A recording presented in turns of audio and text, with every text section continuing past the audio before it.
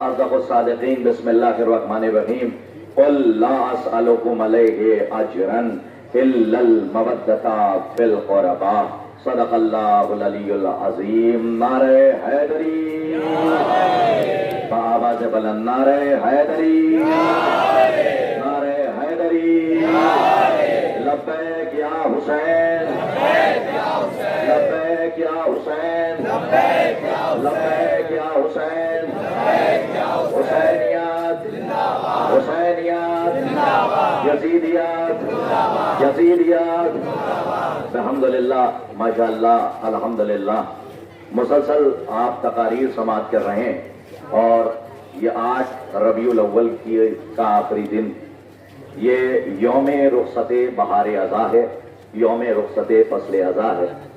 ماشاءاللہ آپ نے تقاریر سماعت کی، لیکن میں آپ کی خدمت میں ایک بات عرض کرنا چاہتا ہوں کہ شارع عام کی اور چوراہوں کی اور روڈ پہ جو تقاریر ہوتی ہیں وہ صرف اپنوں کے لیے نہیں ہوتی ہیں، بلکہ غیر مسالک کے جو لوگ اور افراد اور ریلیجن جو یہاں آتے ہیں ان کے لیے بھی کچھ باتیں ہوتی ہیں کہ ہم علم کیوں اٹھاتے ہیں، ہم تعزیہ کیوں نکالتے ہیں، ہم تابوت کیوں سجاتے ہیں۔ تو ہم آپ کی خدمت میں ایک بات عرض کر دیں، اور شاید یہ ظاہر سی بات ہے کہ دور دراز سے سفر طے کر کے جو لوگ آئے ہیں ان کے لیے میں پہلا جملہ روانہ کر رہا ہوں، اور یہ تبرک ہے، اسے تبرک سمجھ کے رکھ لیجئے گا کہ خدا نخواستہ اگر کسی کا ایکسیڈنٹ ہو جائے اور اس کی یادداشت چلی جائے تو ڈاکٹر اس کی دوا تو کرتا ہے، لیکن دوا کے ساتھ ساتھ یہ کہتا ہے کہ ایک ایکسرسائز ہے جو کراتے رہیے، ہو سکتا ہے اس کی یادداشت جلدی آ جائے۔ کہا وہ کون سی؟ کہا اسے کوئی تصویر دکھاتے رہیے گا، ہو سکتا ہے کہ اسے دیکھ کے ماضی یاد آ جائے۔ دیکھیں ماشاءاللہ اتنا بڑا مجمع ہے، اگر آپ بولنے پر آ جائیں تو زلزلے ڈر کے باہر بھاگ جائیں۔ اور میں یہ آپ کو بتا دوں کہ 72 کے چاہنے والے کبھی خاموش نہیں رہتے، اس لیے کہ ہر جگہ خاموشی جائز ہے، لیکن جب بات علی کی آ جائے، سبحان اللہ سبحان اللہ، جیتے رہیے آباد رہیے۔ اس لیے کہ اہل بیت علیہ الصلوۃ والسلام کا قصیدہ آپ پڑھ رہے ہیں تو بڑی بات نہیں ہے، غیر پڑھ رہے ہیں تو بھی بڑی بات نہیں ہے، اس لیے کہ اہل بیت علیہ الصلوۃ والسلام کی ذوات مقدسہ ہے ہی وہ کہ جن کا قصیدہ اپنے بھی پڑھتے ہیں اور غیر بھی پڑھتے ہیں۔ اسی لیے علامہ سے کسی نے پوچھا تھا کہ علی کے بارے میں آپ کے کیا تاثرات ہیں، انہوں نے کہا کس علی کی بات کرتے ہو؟ علی نون والقلم، علی دین کا عالم، علی کا ظلم و ستم، علی راہ حق کا قدم، علی صراط مستقیم، علی قلب سلیم، علی باد نسیم، علی سبائے شمیم، علی اسلام کا تن، علی شاہ زمن، علی علم کی کرن، علی جمال حسن، علی تاجدار حلقہ، علی شاہ لاپتہ، علی نصیریوں کا خدا، علی سید العرب، علی نصیریوں کا رب، علی گلیوں کی شکل، علی پھولوں کی مہک، علی سانس کی لہر، علی چڑیوں کی چہک، علی ید اللہ، علی عین اللہ، علی نفس اللہ۔ ہم سے نہ پوچھو، جا کے شافعی کا شانہ ہلا کے پوچھو، مرتے مر گیا پہچان نہ سکا، میرا رب علی ہے یا جلی ہے؟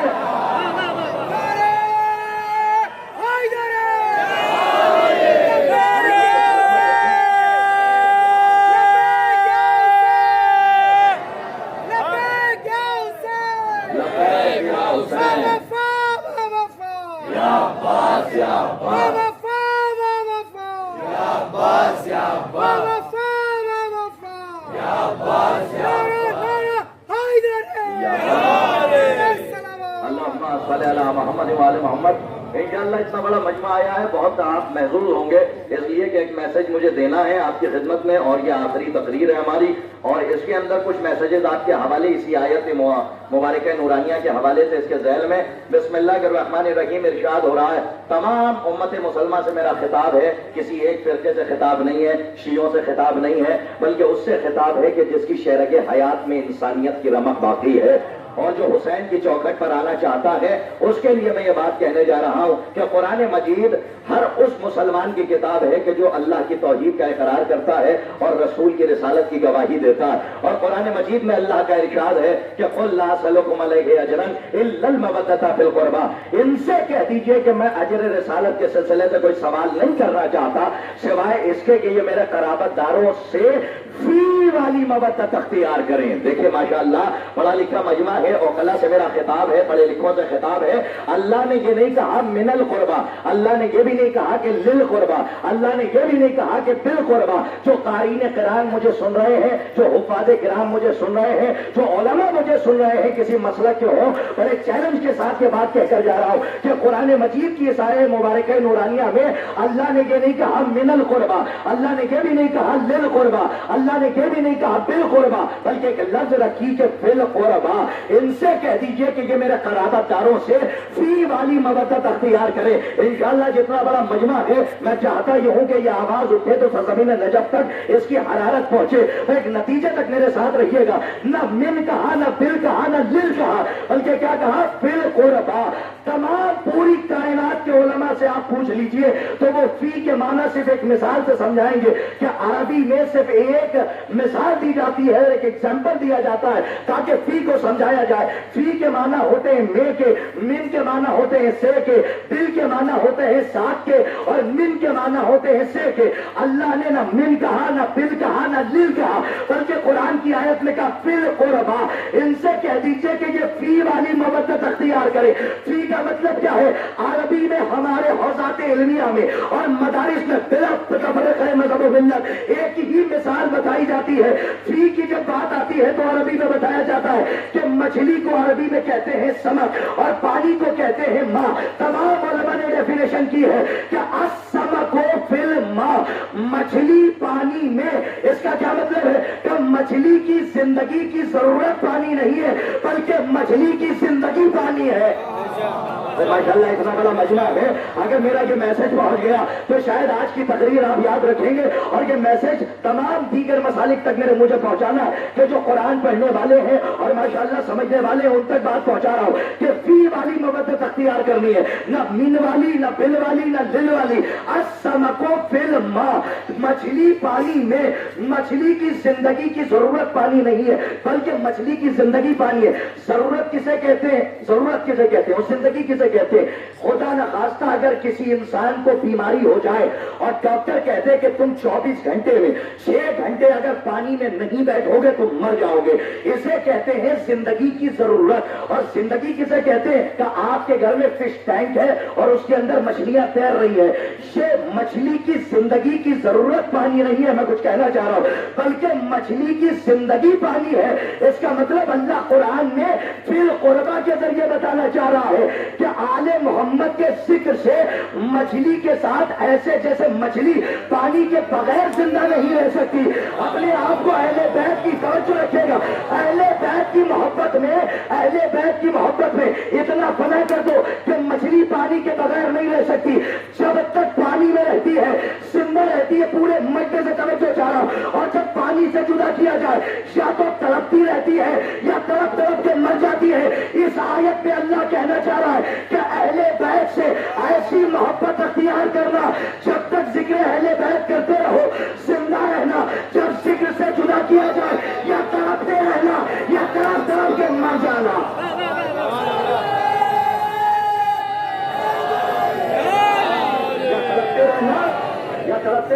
بھائی صاحب یہاں پہ ماشاءاللہ اتنا بڑا مجمع بیٹھا ہے، سب زندہ ہیں اور اللہ آپ کی زندگی کو سلامت رکھے۔ میں کہتا ہوں 2 سال کی زندگی کا آپ شکریہ نہیں ادا کر سکتے اللہ کی بارگاہ میں۔ دیکھیے بڑی بات کہنے جا رہا ہوں، چاہے جیسے سنیے گا، موالیوں کا مجمع ہے، ساکنان بزم معرفت کے لیے تبرک روانہ کر رہا ہوں، چاہے جیسے قبول فرمائیے گا۔ پڑھا لکھا مجمع میرے سامنے، ایک ایک اشارے پہ آپ 7 آسمان کی سیر کرنے کی صلاحیت رکھتے ہیں، تو ایک جملہ احتر الزمن طالب علم خادم کا سنیے کہ 2 سالوں کی زندگی کا پوری کائنات میں، میں آپ کی بات کر رہا ہوں کہ آپ اللہ کا شکریہ نہیں ادا کر سکتے، اس لیے کہ جہاں قدم قدم پہ چتائیں چل رہی تھی، جہاں آپ کا بھائی، آپ کا سگا بھائی آپ کے پہلو میں آخری سانسیں جملہ پڑا ہے، اور اگر قیمت نہ ملی تو افسوس ہوگا۔ چاہے جیسے سنیے کہ 2 سالوں کا شکریہ پوری کائنات اللہ کا نہیں ادا کر سکتی، اس لیے کہ جہاں قدم قدم پہ چتائیں چل رہی تھی، جہاں پہ میتیں اٹھائی جا رہی تھی، جہاں جنازے اٹھائے جا رہے تھے، قبر بنائی جا رہی تھی، آپ کا سگا بھائی آپ کے پہلو میں آخری سانس لے رہا تھا، اس موت کے ہنگامے میں اللہ نے آپ سب کی حفاظت کر کے اس سال پھر آپ کو محرم کرنے کا موقع دے دیا۔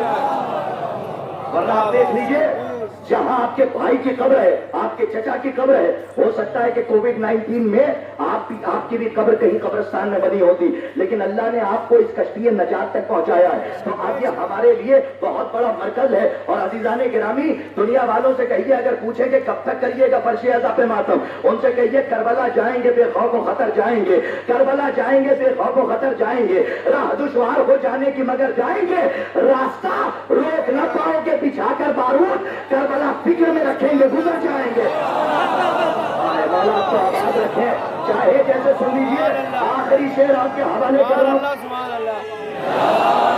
اس لیے کہ کبھی تقریر میں اور خطابت میں میں یہ نہیں سمجھتا کہ شاعری آپ تک پہنچائی جائے، لیکن کہیں پہ حسن پیدا ہو جائے تو شعر کے ذریعے بات پہنچائی جاتی ہے۔ تو آخری شعر سنیے کہ کربلا جائیں گے بے خوف، ہماری مائیں بہنیں سلامت رہیں، بیٹیاں سلامت رہیں۔ شعر سنیے کہ کربلا جائیں گے بے خوف و خطر جائیں گے، راہ دشوار ہو جانے کی مگر جائیں گے، راستہ روک نہ پاؤ گے بچھا کر بارود، کربلا فکر میں رکھیں گے گزر جائیں گے۔ نعرہ حیدری ہر وقت لگاتے رہیے، کچھ تو ایسے ہیں جو نعروں سے ہی مر جائیں۔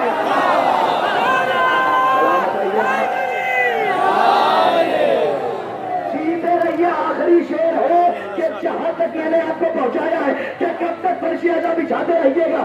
اگر یہ پورا مجمع پوری کائنات اس شعر پہ کھڑے ہو کے بتاتے تو کم ہے۔ آپ تک شعر پہنچاتا ہوں، چاہے جیسے سنیے، میں چلا جاؤں گا، دعا میں یاد رکھیے گا کہ کربلا جائیں گے بے خوف و خطر جائیں گے، راہ دشوار ہو جانے کی مگر جائیں گے، راستہ روک نہ پاؤ گے بچھا کر بارود، کربلا فکر میں رکھیں گے گزر جائیں گے۔ نعرہ حیدری ہر وقت لگاتے رہیے، کچھ تو ایسے ہیں جو نعروں سے ہی مر جائیں گے۔ ارے کشتی نوح میں بیٹھے ہیں پریشان کیوں ہو، کربلا آنے تو ہم خود ہی اتر جائیں گے۔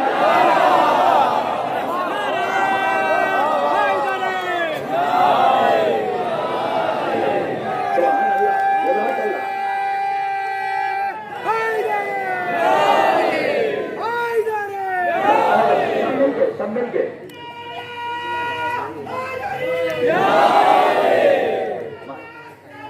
اللہ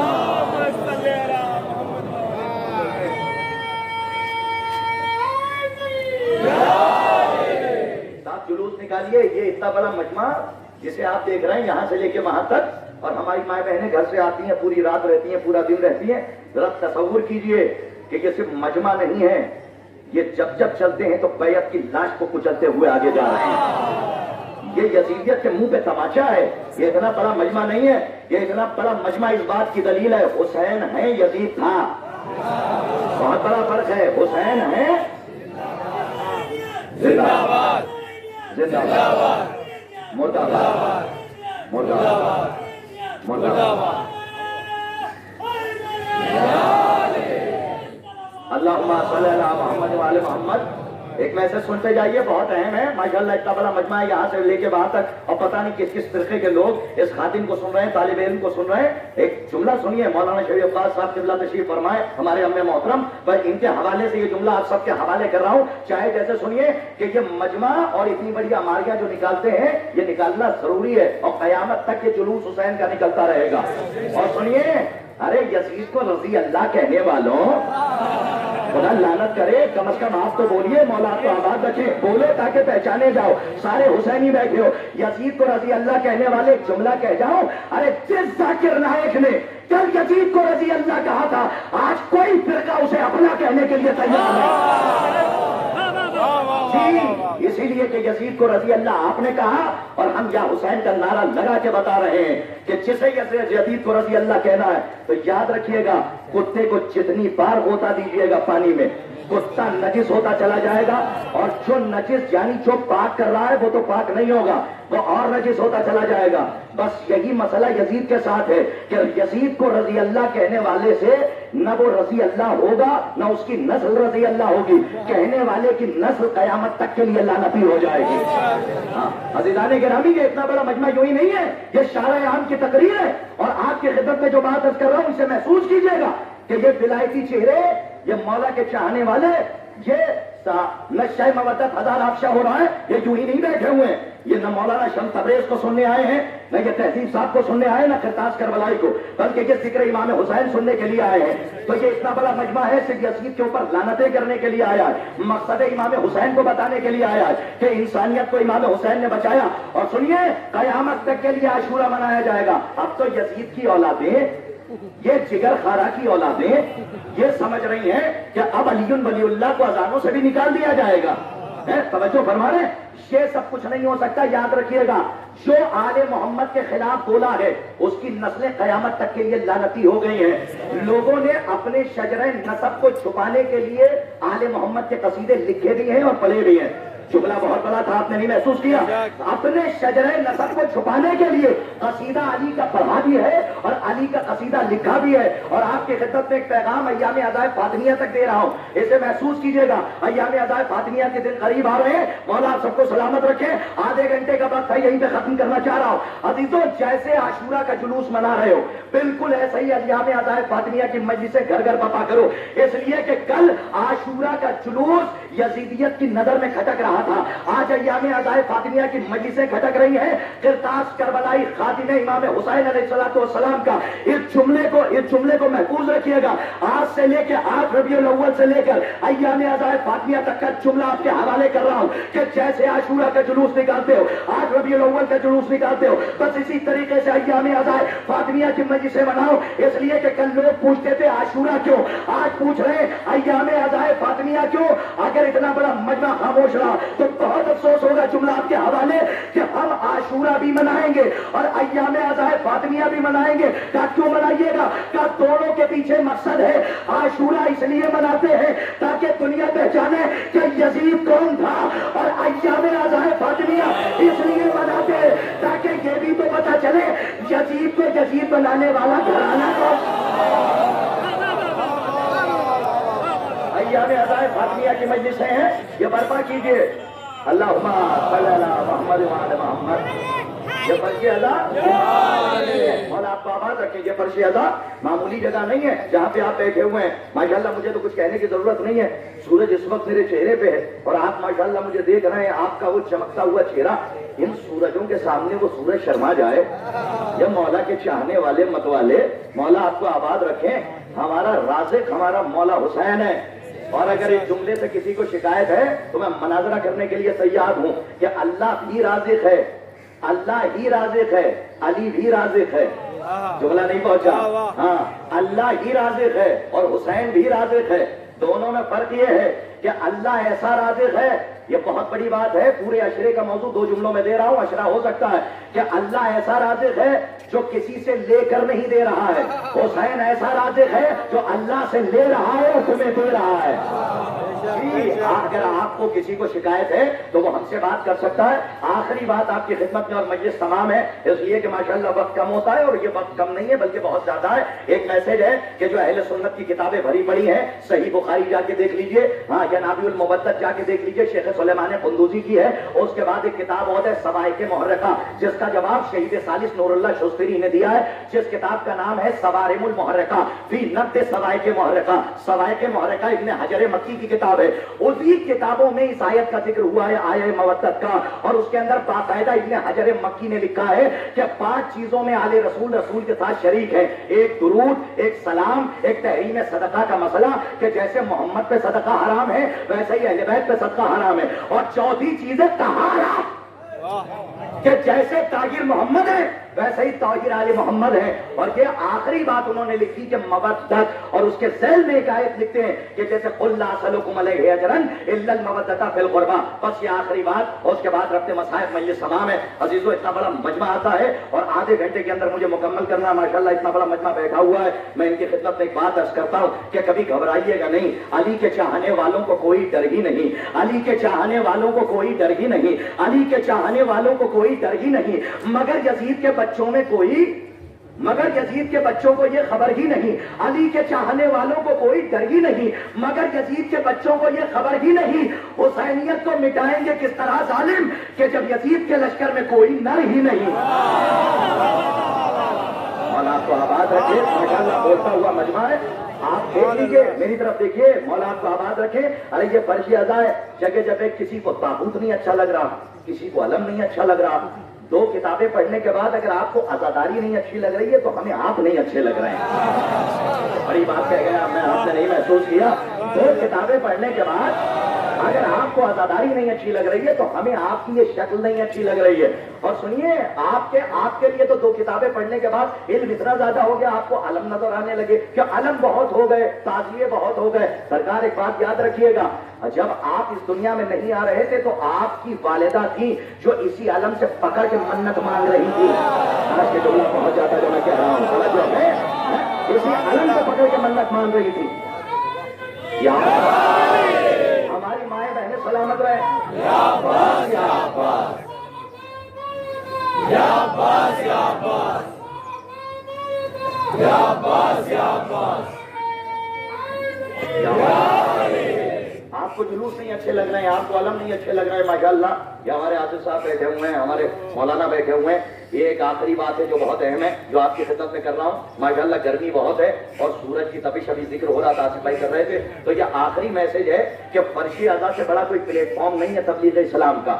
جی کسی مدرسے میں پڑھ لیجئے, کسی حوصے میں پڑھ لیجئے, جب تک کہ فرش اعضاء تک نہیں آئیے گا تب تک کہ علم کو پہنچا نہ پائیے گا. اور سنیے, بڑی بات کہنے جا رہا ہوں, یہاں سے لے کے وہاں تک توجہ چاہتا ہوں, چاہے جیسے سنیے گا, کہ اگر اس سے اچھا کوئی پلیٹ فارم ہوتا تو علی کی بیٹی اس کا انتظام کر کے جاتی. اللہ اکبر, آپ نے نہیں محسوس کیا, آپ نے نہیں محسوس کیا, بڑی بات ہے, آپ نے نہیں محسوس کیا. آخری بات کرتاس کربلائی کی یاد رکھیے گا اور اس کے بعد دعاؤں میں یاد رکھیے گا کہ اگر اس سے اچھا کوئی مرکز ہوتا تبلیغ اسلام کا تو علی کی بیٹی اس کا انتظام کرتی. زمین کے سینے پہ فرش اعضاء بچھا کے اپنے بھیا کا ماتم نہ کرتی. یہ فرش اعضاء بچھانا اس بات کی دلیل ہے کہ اس سے معتبر کوئی پلیٹ فارم نہیں ہے, اس سے معتبر کوئی مرکز نہیں ہے. توجہ فرمائیے, آخری فضائل کا ٹکڑا ہے, اس لیے کہ فرش اعضاء کے ہاتھ میں اسلام کا پرچم ہے, فرش اعضاء کے ہاتھ میں رسالت کا پرچم ہے, فرش اعضاء کے ہاتھ میں امامت کا پرچم ہے, فرش اعضاء کے ہاتھ میں ولایت کا پرچم ہے. 8 ربیع الاول سے لے کر 8 محرم تک کا جملہ قرطاس سے سن لیجئے اور یہ سمان ہے کہ یہی وہ فرش اعضاء ہے جس کے ہاتھ میں نماز کا پرچم ہے, یہ وہ فرش اعضاء ہے جس کے ہاتھ میں رسالت کا پرچم ہے, یہ وہ فرش اعضاء ہے جس کے ہاتھ میں نبوت کا پرچم ہے. اب سمجھ میں آیا کہ ہر طرف سے عزاداری کو کیوں مٹانے کی کوشش ہو رہی ہے.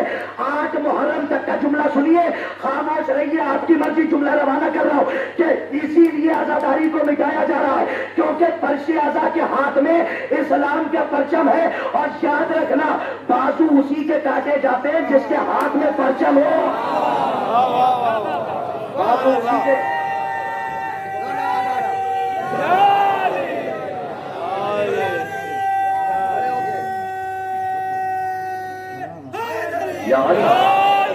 بازو اسی کے کاٹے جاتے ہیں جس کے ہاتھ میں پرچم ہو.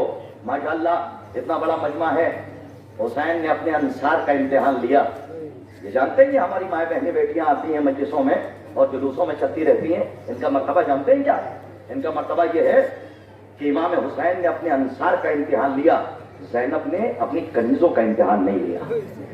جی آپ تاریخ کربلا پڑھ جائیے, آپ کو کیا پتا کہ ہمارے گھر سے جو خواتین آتی ہیں, مائیں بہنیں بیٹیاں آتی ہیں, پوری رات جلوسوں میں شب بیداریوں میں رہتی ہیں.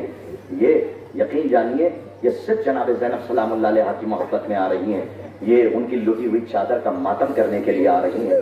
لیکن انصاف سے بتانا, ایک سوال سب سے کرنا چاہتا ہوں کہ اتنا بڑا جلوس ہے, چلتے چلتے اگر کوئی بیوی نقاب پوش تھی جلوس میں اور وہ تھک گئی تو وہ دیکھ رہی تھی کہ کوئی جگہ مل جائے تو میں بیٹھ کے آرام کر لوں. انصاف سے بتانا, تمہارے گھر کی کوئی بیوی نہیں تھی لیکن تم نے دیکھ لیا کہ یہ شہزادی کی کنیز ہے, تم اپنی جگہ چھوڑ کے کھڑے ہو گئے اور کبھی بھی آپ آ کے بیٹھ کے آرام کر لیجئے. یقین جانیے آپ سے اپنے گھر کی خواتین کی زحمتیں برداشت نہیں ہوتی. لیکن بلا تشبیہ ایک بات کہہ رہا ہوں, اللہ جانے وہ بیوی کون تھی کہ جسے دربار میں اتنے گھنٹے کھڑا رکھا گیا.